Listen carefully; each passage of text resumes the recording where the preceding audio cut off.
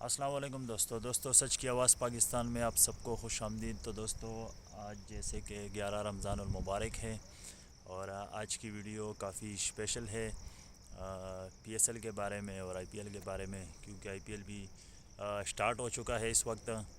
آج تیسرا دن ہے آئی پی ایل کا، اور دوسرا یہ ہے کہ پی ایس ایل بھی ختم ہو چکا ہے، جیسے کہ لاہور قلندر نے اس دفعہ بھی چیمپئن بن گیا ہے۔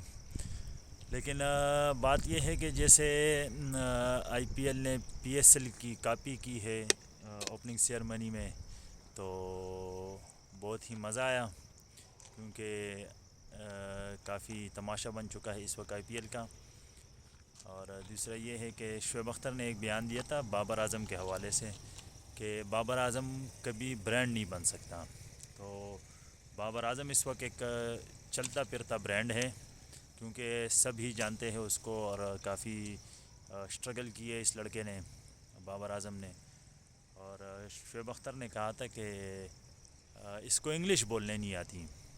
اب یہ غلامی کی ایک سوچ ہے، جیسے عمران خان کہتے ہیں کہ غلامی سے نکلو، تو شعیب اختر بھی اس وقت اس نے جیسے یہ بیان دیے تو یہ بھی غلامی کی ایک سوچ ہے، کیونکہ اگر انگلش بولنا نہ بھی آتا ہو تو ایسی کوئی بڑی بات نہیں ہے، ہم اردو میں بھی بول سکتے ہیں، اور ہماری اپنی زبان بھی اردو ہے، تو ہمیں اردو میں بولنا چاہیے جو بھی بات کرنی ہو۔ جیسے میچ شروع ہونے سے پہلے پریس کانفرنس ہو گیا یا بعد میں پریس کانفرنس ہو گئے، تو بابر اعظم کو چاہیے کہ اردو میں کرے۔